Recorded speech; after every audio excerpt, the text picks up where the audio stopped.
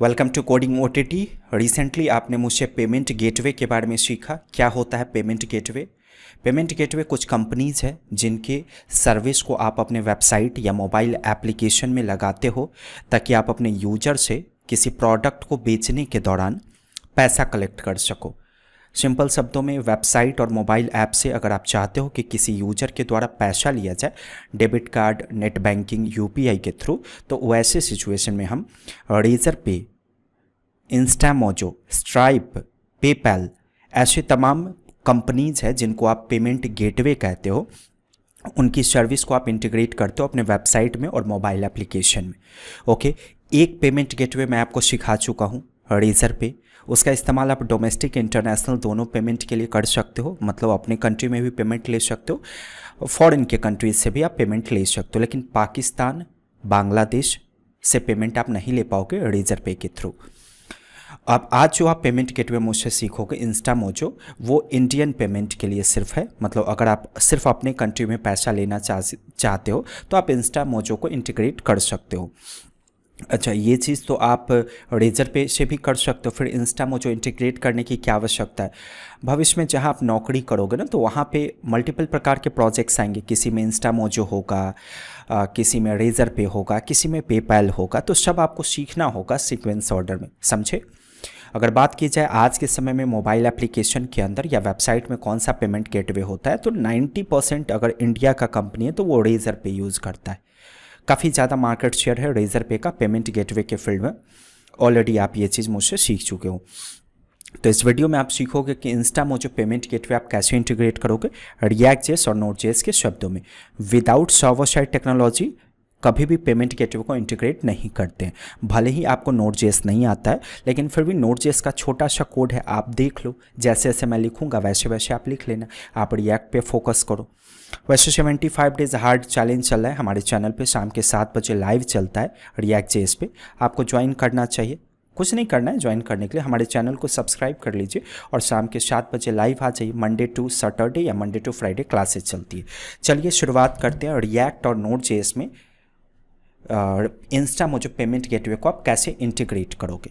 ठीक है, debit card, net banking, UPI से आप पेमेंट ले पाओगे। वीडियो को लाइक कर दीजिएगा। अगर आप चैनल पे नए हो, सब्सक्राइब करके बेल आइकॉन को हिट कीजिए। ब्राउज़र में आइए और देखिए codingott.com पे जाइएगा। यहाँ पे आपको सोर्स कोड मिल जाएगा जो अभी मैं पढ़ा रहा हूँ ना। एक दिन के बाद, जैसे आज आपने वीडियो देखा, एक दिन के बाद यहाँ पे आप ढूंढना, यही सेम वीडियो दिखेगा। इस पर क्लिक करके आप डाउनलोड कर लीजिएगा सोर्स कोड को। यहाँ नहीं दिखे तो हाउ टू का प्लेलिस्ट आपको लेफ्ट साइड दिखेगा, आप उस पर क्लिक करके वीडियो फाइंड करके सोर्स कोड को डाउनलोड कर लीजिएगा। चलिए इंटीग्रेट करना सीखते हैं।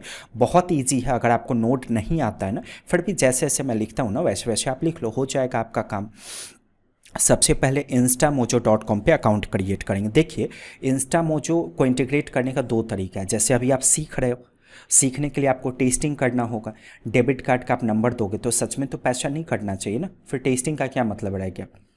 तो इंस्टामोजो आपको कहता है कि जब तक आप अपने लोकल पीसी पे हो ना, आप अपना अकाउंट क्रिएट करोगे test.instamojo.com पे। ठीक है, जिस दिन प्रोडक्शन पे आप डिप्लॉय करोगे ना अपने वेबसाइट पे, आप अपना अकाउंट क्रिएट कर लीजिएगा instamojo.com पे। क्योंकि अभी अगर हम सीखने के लिए instamojo.com का इस्तेमाल करें तो सच में हमारे डेबिट कार्ड, नेट बैंकिंग और यूपीआई से पैसा कट जाएगा। इसलिए सीखने के लिए इसका इस्तेमाल करेंगे। और जैसे जब मैं इसके लिए कर रहा हूँ ना, वैसे वैसे आप instamojo.com के लिए करना, बस डोमेन का नाम आपका चेंज हो जाएगा। चलिए शुरुआत करते हैं। इस वेबसाइट पर जाइए, यहाँ पर ओपन कीजिए और पहले साइन अप कर लीजिएगा।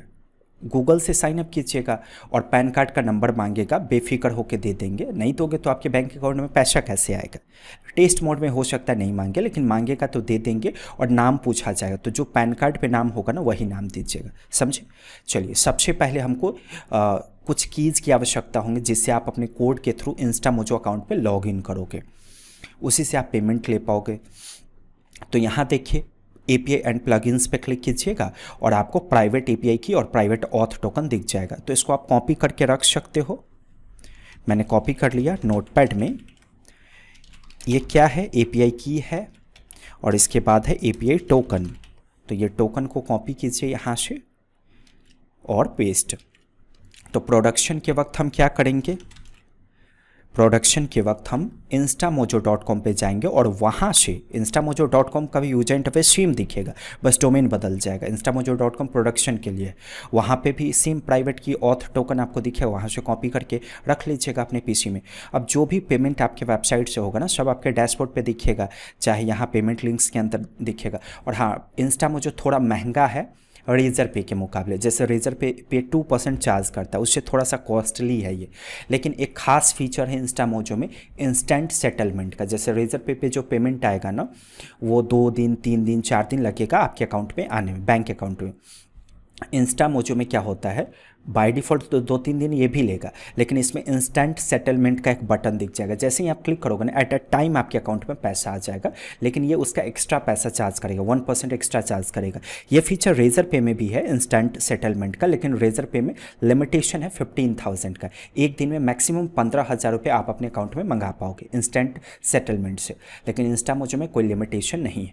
तो सारे पेमेंट गेटवे का अपना अपना एडवांटेज डिसएडवांटेज है, और रेजर पे का सपोर्ट टीम बहुत बेहतर है। कोई भी प्रॉब्लम्स आएंगे ना, एट अ टाइम बात हो जाएगा रेजर पे का टीम से। तो भविष्य में आप रेजर पे ही इंटीग्रेट करना अपने वेबसाइट मोबाइल ऐप में।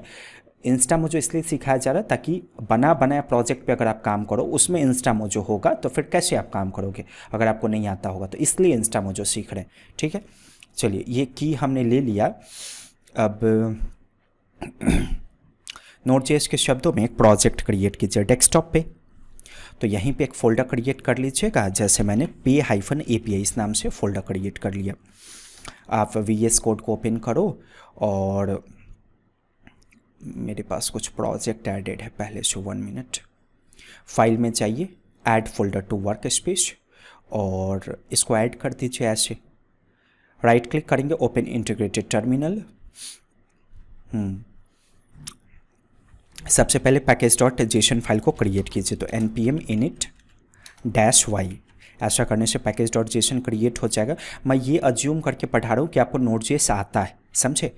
तो नहीं आता है तो जैसे जैसे मैं कर रहा हूँ वैसे वैसे कर लीजिएगा। इसके बाद कुछ पैकेज को इंस्टॉल करना होगा हमको, जैसे कि XCOS हमें इंस्टॉल करना है, साथ ही साथ एक्सप्रेस को इंस्टॉल करना है, और एक और पैकेज इंस्टॉल करना है हमें, बॉडी पार्सर। एंटर प्रेस कीजिए, थोड़ा सा वेट करेंगे, थोड़ा ये टाइम लेगा। ओके, ये हो गया। अब कम एक और पैकेज इंस्टॉल कर लीजिएगा, इसके बाद हो सकता है आपके पीसी में ना हो। npm install nodebone-g। और हाँ, ये सब तब काम करेगा जब आपके पीसी में नोड.जेएस सॉफ्टवेयर पहले से होगा।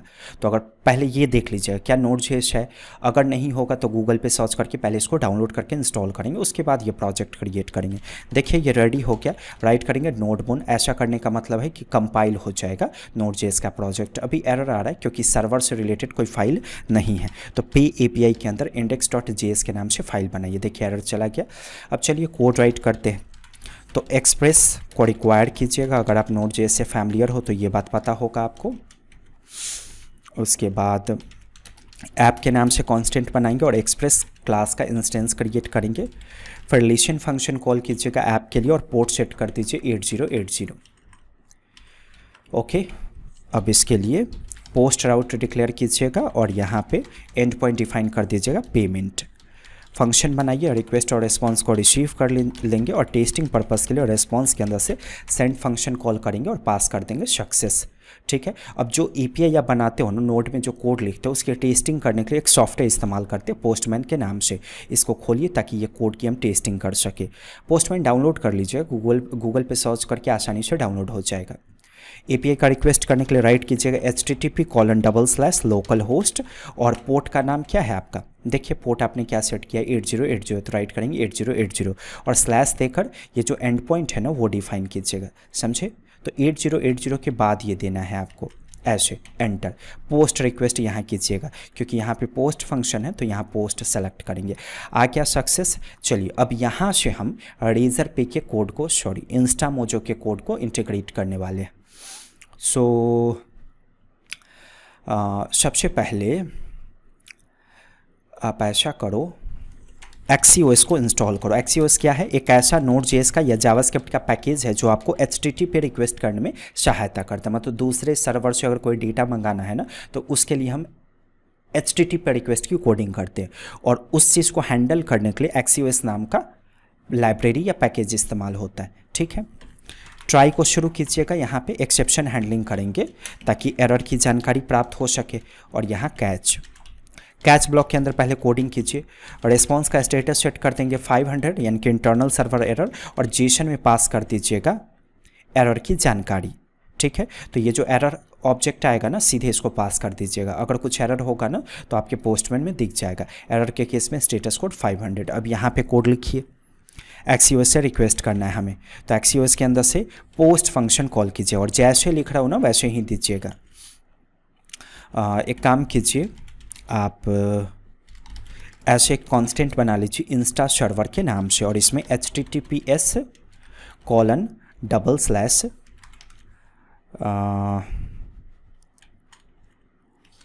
test. 1 मिनट, हमें चेक करना होगा एक चीज़। इंस्टामोजो टेस्ट API, ऐसे मैंने सर्च किया। हमें डोमेन चाहिए होगा, ये देखिए ये रहा test.instamojo.com। शायद इससे हो जाएगा, नहीं होगा तो हम चेंज करेंगे, नो प्रॉब्लम। यहाँ पे डिफाइन कीजिए test.instamojo.com/API/1.1/payment अंडरस्कोर नहीं हाइफन रिक्वेस्ट्स। ठीक है, इस API का रिक्वेस्ट करना है आपको। तो ये इंस्टा सर्वर यहाँ पे पास कर दीजिए।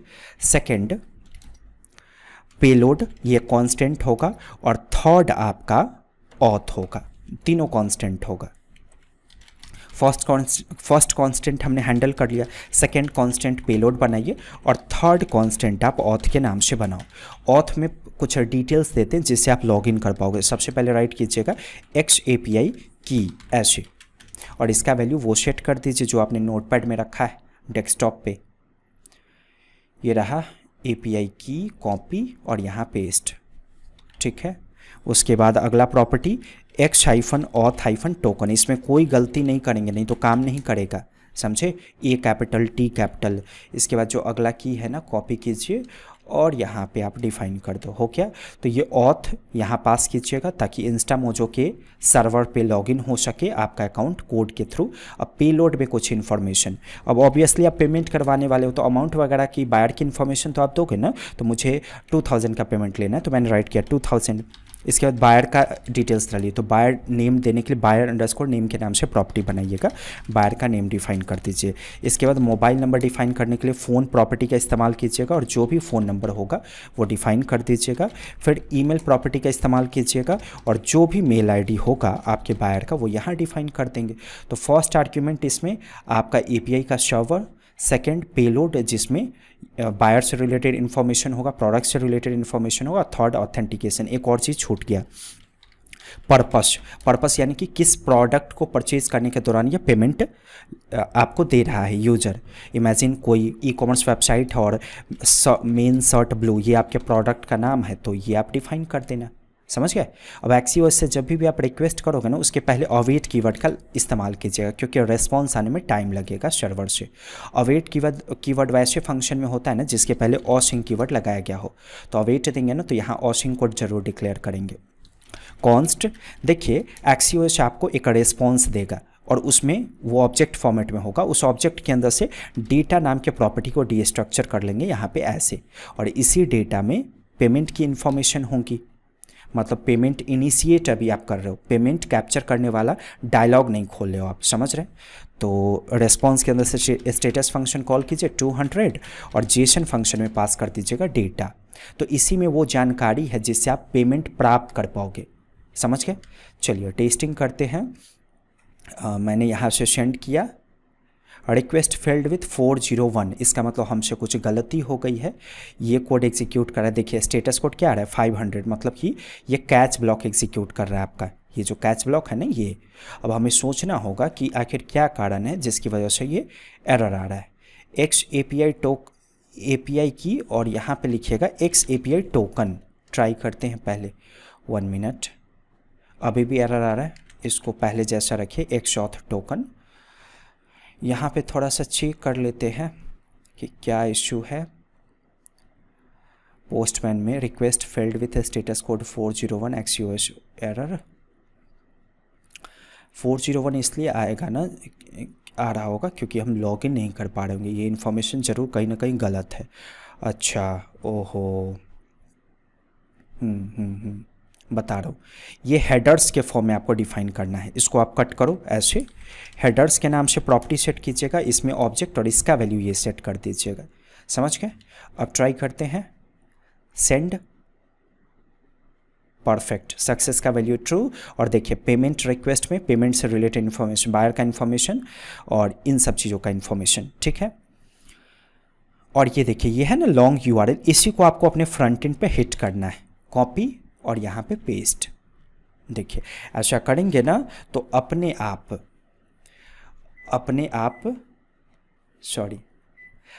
आप पेमेंट कैप्चर करने का ऑप्शन दिख जाएगा। ये देखिए डेबिट कार्ड पे आप क्लिक करना और टेस्ट डेबिट कार्ड का इन्फॉर्मेशन यहाँ मिल जाएगा आपको। आप सर्च करोगे ना इंस्टामोजो टेस्ट एपीआई, तो फर्स्ट लिंक पे कौन सा डेबिट कार्ड का नंबर देंगे जिससे पैसा नहीं कटेगा वो यहाँ पे डिफाइंड है। कॉपी कार्ड का नंबर यहाँ पेस्ट, उसके बाद क्या है, एक्सपायरी है 1/2025, तो 01/2025 और CVV क्या है देखिए, तो ये है कॉपी और हियर पेस्ट, वही है ना, नहीं CVV है 123 3000 पे क्लिक कीजिएगा। ओके, वेट करेंगे। हाँ, टेस्ट डॉट इंस्टामोजो की जगह पे सीधे इंस्टामोजो पे अकाउंट होता तो क्या दिक्कत आती, सच में पैसा कटता है अकाउंट से, रियल डेबिट कार्ड का नंबर देना पड़ता आपको। ये देखिए सक्सेस पे क्लिक कीजिएगा स्क्रॉल डाउन करके, और इन केस OTP अगर मांगे, OTP तो नहीं मांगा, OTP अगर मांगता है तो यहाँ देखिए डिफाइंड है OTP। तो सारे कार्ड को टेस्ट करने के लिए अलग दिया हुआ, वीज़ा, डेबिट कार्ड, किसी को भी आप टेस्ट कर सकते हो। देखिए पेमेंट सक्सेस हो गया, लेकिन ये तो रिएक्ट से ट्रिगर करना है ना। अभी हमने मैनुअली पोस्टमैन से ये किया, उसको कॉपी करके पेस्ट किया, हमको रिएक्ट से ट्रिगर करना है। लेकिन उससे पहले आप क्या करना, इन इन्फॉर्मेशंस को ना डायनेमिकली भेजना, क्योंकि ये स्टैटिक है। कहने का मतलब है कि जो यूज़र पेमेंट देना चाहता है उसका नाम आना चाहिए, उसका फ़ोन नंबर, उसका ईमेल, उसका अमाउंट आना चाहिए यहाँ पे। लेकिन ये तो स्टैटिक है, जितना बार आप API का रिक्वेस्ट करोगे उतना बार क्या होगा, सेम इसी पर्सन का पेमेंट करने का कोड इनिशिएट होगा। समझे? तो हम कुछ ऐसा करते हैं जिससे यहाँ पे कस्टमर से रिलेटेड इन्फॉर्मेशन डायनेमिकली आ जाए। तो देखिए यह है ना body XWW URL form encoded, यहाँ से कुछ डेटा को भेजिए, जैसे कि नेम नाम का प्रॉपर्टी भेजिएगा, इसमें बायर का नेम रखिएगा ऐसे। अमाउंट नाम का प्रॉपर्टी भेजिएगा, इसमें अमाउंट रखिएगा। फिर इसके बाद प्रोडक्ट नाम का प्रॉपर्टी भेजिएगा, इसमें प्रोडक्ट का नाम डिफाइन कर दीजिएगा, मैंने राइट कर दिया रिएक्ट कोर्स। फिर इसके बाद ईमेल के नाम से प्रॉपर्टी दीजिएगा और जो भी बायर का ईमेल होगा यहाँ से भेजिए। फिर इसके बाद फ़ोन के नाम से प्रॉपर्टी दीजिएगा और जो भी बायर का फ़ोन नंबर होगा वो यहाँ से डिफाइन कर दीजिए और सेंड कीजिए। ठीक है, तो अभी क्या हुआ होगा, ये सारा इन्फॉर्मेशन यहाँ गया होगा रिक्वेस्ट के बॉडी में, ट्राई के अंदर।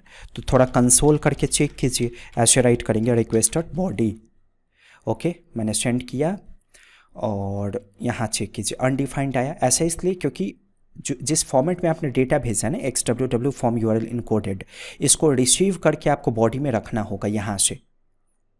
ये जो है ना पेमेंट एंड पॉइंट, इसके ठीक ऊपर से, उसके लिए बॉडी पार्सर का आप इस्तेमाल करोगे।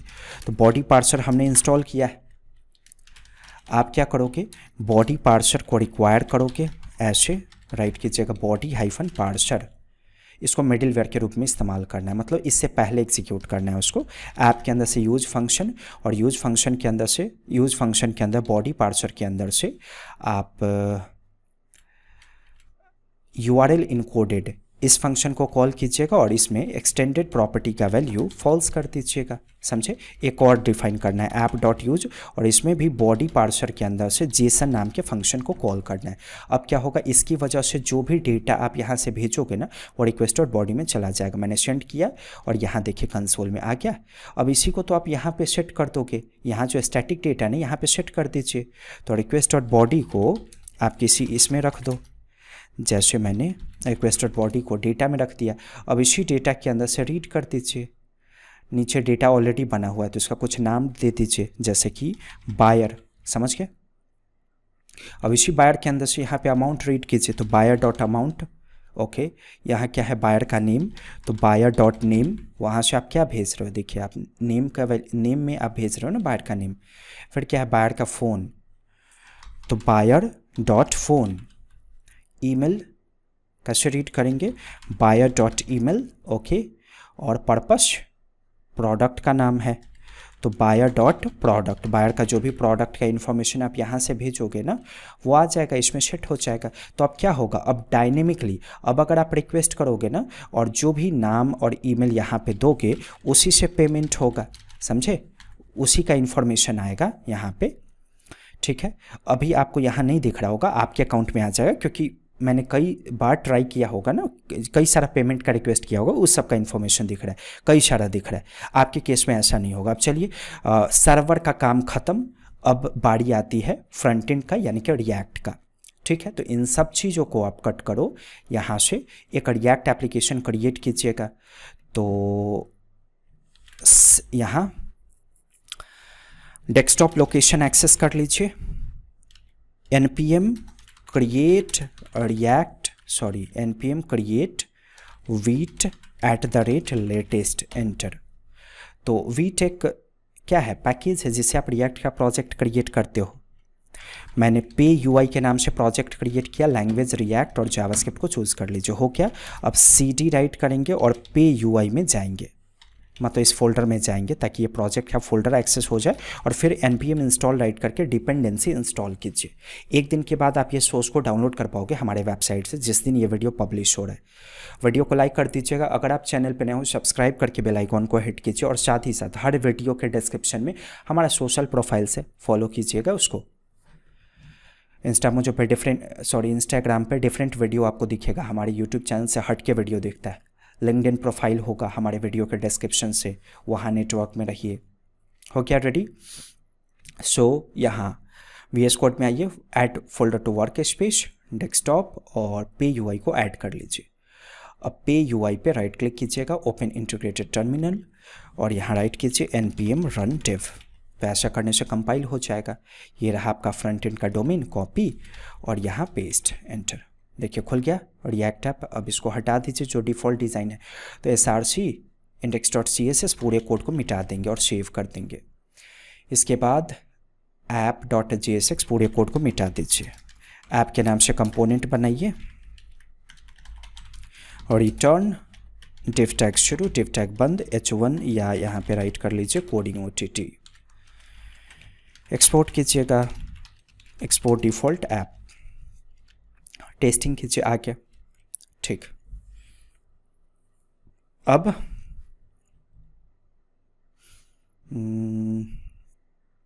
फॉर्म बनाइए पेमेंट लेने के लिए, तो coding OTT Instamojo payment integration, ये मैंने राइट कर लिया। इसको आप बंद कर लो अपने H1 से, अच्छा दिखेगा। फॉर्म टैग शुरू, फॉर्म टैग बंद, इनपुट नेम एट्रीब्यूट का वैल्यू दीजिएगा नेम, क्योंकि नेम लेना है बायर का हमें। फिर इसके बाद अगला इनपुट, अच्छा प्लेस होल्डर जरूर डिफाइन कर दीजिएगा, एंटर बायर नेम, हो गया। इसके बाद एंटर अमाउंट, प्लेस होल्डर में, सॉरी नेम का वैल्यू अमाउंट, और टाइप का वैल्यू दे दीजिएगा नंबर, ताकि अमाउंट नंबर के फॉर्म में टाइप हो। इसके बाद ईमेल मांगिए, टाइप का वैल्यू सेट कर दीजिएगा ईमेल, यहाँ पे राइट कर दीजिए कि आपको ईमेल लिखना है। फिर इसके बाद नेम का वैल्यू दीजिए फ़ोन, टाइप का वैल्यू दे दीजिएगा नंबर, और कहिएगा यूज़र को कि आपको इसमें अपना मोबाइल नंबर देना है, ओके।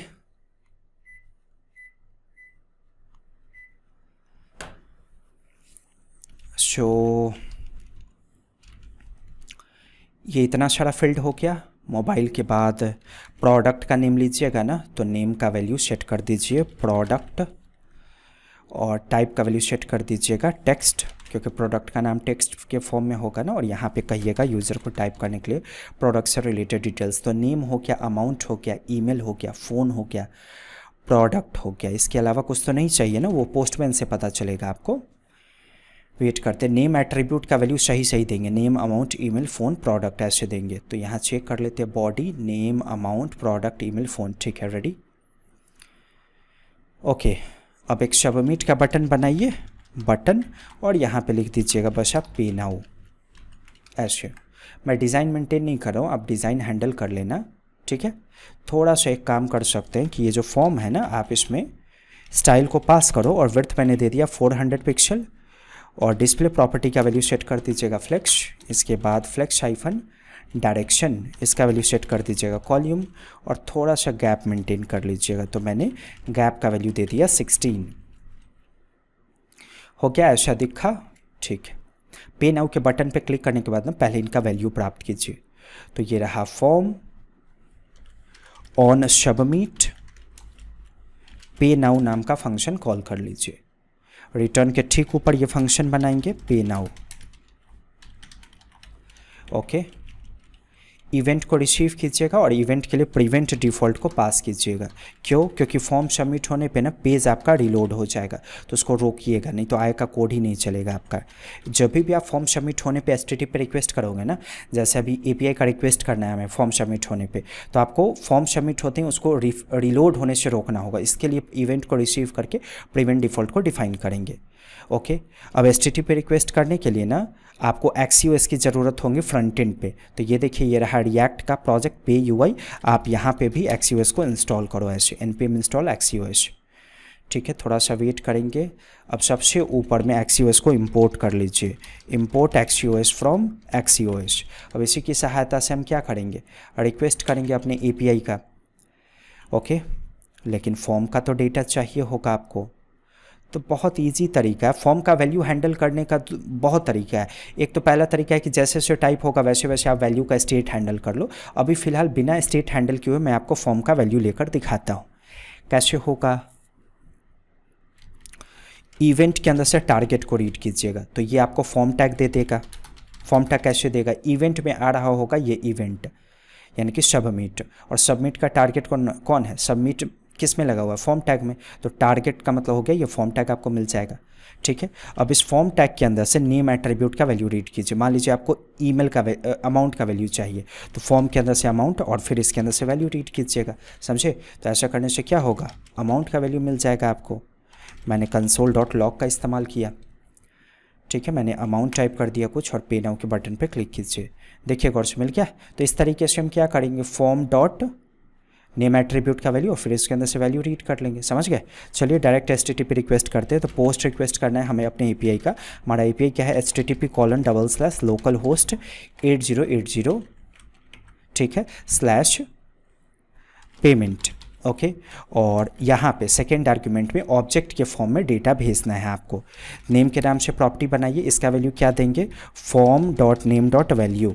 मतलब जो पहला इनपुट फील्ड है ना, इसमें से नेम का वैल्यू नेम है वो एक्सेस करेंगे, फिर उसके वैल्यू को रीड कर लेंगे।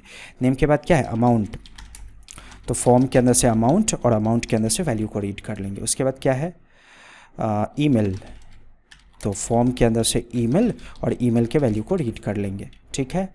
उसके बाद क्या है, फ़ोन, तो फ़ोन का वैल्यू फॉर्म के अंदर से फ़ोन और इसका वैल्यू रीड कर लेंगे। फ़ोन के बाद क्या है, प्रोडक्ट, तो फॉर्म के अंदर से प्रोडक्ट और डॉट वैल्यू, सिंपल हो गया। इसके पहले अवेट कीवर्ड लगाइएगा, क्योंकि API से रिक्वेस्ट करें थोड़ा टाइम लगेगा रिस्पॉन्स आने में, और अवेट है तो फंक्शन के पहले ऑसिंग कीवर्ड लगा दीजिएगा। ऐसे लग गया, एक मिनट, सॉरी यहाँ नहीं होगा ना, हम किस फंक्शन के अंदर अभी कोड कर रहे हैं, पे नाउ के अंदर, तो इसके पहले ऑसिंग कीवर्ड लगाइएगा। ओके, एक्सेप्शन हैंडलिंग कीजिए ताकि एरर की जानकारी प्राप्त हो। तो ट्राई के अंदर ये पूरा कोड रख दीजिएगा ऐसे, इस तरीके से, और कैच, इसमें एरर की जानकारी होंगी, तो console.log एरर, ठीक है। और यहाँ ट्राई के पास एक कांस्टेंट बनाइएगा किसी भी नाम से, जैसे मैंने ऑब्जेक्ट ये स्ट्रक्चर कर लिया होगा। ये जब आप XUS से पोस्ट रिक्वेस्ट करोगे ना API का, तो एक ऑब्जेक्ट देगा, और ऑब्जेक्ट के अंदर डेटा के नाम से प्रॉपर्टी होगा। उस डेटा प्रॉपर्टी को मैंने डायरेक्टली रीड कर लिया, console.log में डेटा को कंसोल कर लीजिए, सिंपल। ठीक है। अब टेस्टिंग कीजिए। मैंने बायर का नेम राइट कर दिया, अमाउंट राइट कर दीजिए, ईमेल राइट कर दीजिएगा ऐसे, उसके बाद फ़ोन नंबर राइट कर दीजिएगा ऐसे, और उसके बाद प्रोडक्ट का नाम राइट कर दीजिएगा ऐसे। पे नाउ के बटन पे क्लिक कीजिए। एरर आ गया। क्या एरर है? Has been blocked by CORS policy. ऐसा एरर तब आता है जब एपीआई आपको अलाउ नहीं करेगा रिक्वेस्ट करने के लिए। तो एपीआई से अलाउ कीजिए रिक्वेस्ट को। तो एपीआई का टर्मिनल खोल लीजिएगा। ये रहा टर्मिनल, इसको स्प्लिट करेंगे। एक पैकेज की ज़रूरत होगी, npm इंस्टॉल कॉर्स। इस पैकेज की सहायता से आप अपने रिएक्ट को अलाउ कर पाओगे कि हाँ तुम रिक्वेस्ट कर सकते हो मेरे एपीआई का। तो ये इंस्टॉल करके आप अपने पे एपीआई के index.js में जाइएगा और यहाँ देखिए कॉर्स के नाम से कांस्टेंट बनाइएगा और एक्वायर कर दीजिएगा कॉर्स को ऐसे। अब यहाँ बॉडी पार्सर के ठीक ऊपर ऐप के अंदर से यूज फंक्शन कॉल करेंगे और कॉर्स को फंक्शन के रूप में कॉल कर लेंगे। याद रखिएगा जब तक लोकल पे हो तब आप ऐसे कीजिएगा। जैसे ही आप डिप्लॉय करोगे ना वहाँ पे ओरिजिन का वैल्यू आप अपना डोमेन दे देना। जैसे आपके वेबसाइट का कोई डोमेन होगा ना रिएक्ट वाले वेबसाइट का, वो यहाँ दीजिएगा। ऐसा करेंगे ना तो सिर्फ यही वेबसाइट हमारे एपीआई का रिक्वेस्ट कर पाएगा। अगर ये नहीं देंगे तो कोई भी वेबसाइट हमारे एपीआई का रिक्वेस्ट कर लेगा, समझे। तो प्रोडक्शन पे वो देना ज़रूरी है। अभी लोकल पे अलाउ करना है, इसलिए कॉर्स फंक्शन कॉल कीजिएगा सीधे। अब टेस्टिंग करते हैं। देखिए मैंने पे नाउ के बटन पे क्लिक किया, यहाँ देखिए सक्सेस ट्रू। और नोटिस कीजिए ये देख रहे हैं पेमेंट रिक्वेस्ट, ये ऐड है, बहुत सारा डेटा आ रहा है। आपके केस में बहुत सारा डेटा नहीं आएगा, रिलैक्स। सो app.jsx में आ जाइए। डेटा के अंदर से पेमेंट रिक्वेस्ट को एक्सेस कीजिएगा ऐसे। आर कैपिटल है, सॉरी आर स्मॉल है। तो जैसे यहाँ लिखा हुआ पेमेंट अंडरस्कोर रिक्वेस्ट एक्सेस कर लिया मैंने। एरे है ना तो एरे का 0 इंडेक्सिंग नंबर एक्सेस कीजिएगा अगर बहुत सारा डेटा होगा तो, ठीक है। अब इसको कंसोल कीजिए, यहाँ कट करेंगे, इस पर क्लिक करेंगे, आगे एडजस्ट डेटा। अब देखिए इसी लॉन्ग यूआरएल पे ना आपको रीडायरेक्ट कर देना है यूज़र को। तो पेमेंट होने के लिए ऑप्शन मिल जाएगा आपको। तो यहाँ पे डीस्ट्रक्चर कर लीजिएगा किसको, लॉन्ग यूआरएल को, ये है ना इसको। अब इसी लॉन्ग यूआरएल पे ना भेज दीजिए window.location.href और इसका वैल्यू ये सेट कर दीजिएगा लॉन्ग यूआरएल। ओके बस हो गया। टेस्टिंग कीजिए। मैंने पे नाउ के बटन पे क्लिक किया, वेट करेंगे थोड़ा सा। देखिए आ गए, यहाँ से पेमेंट कीजिए सब कुछ। जो कार्ड का डिटेल्स था ना ऐसे आप सर्च कर लीजिएगा, test card details, sorry Instamojo ये लिखना होगा ना, आ गया।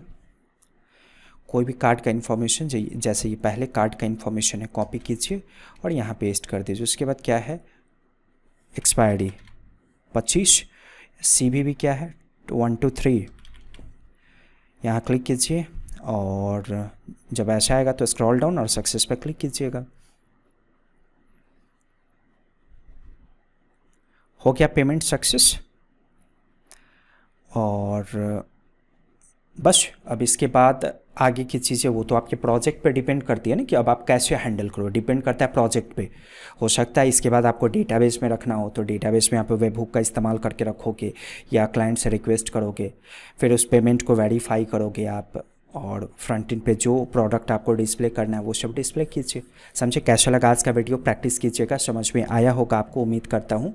वीडियो को शेयर कीजिएगा, अगर आप चैनल पे नए हो सब्सक्राइब करके बेल आइकॉन को हिट कीजिए। शाम 7 बजे से लाइव क्लासेस चलती है React.js की हमारे ही चैनल पे, तो चैनल को सब्सक्राइब करके बेल आइकॉन को हिट कीजिएगा। ओके, सो codingott.com पे जाने के लिए आपका बहुत बहुत धन्यवाद। वहाँ जाइएगा, सोर्स कोड को डाउनलोड कीजिएगा। Thank you.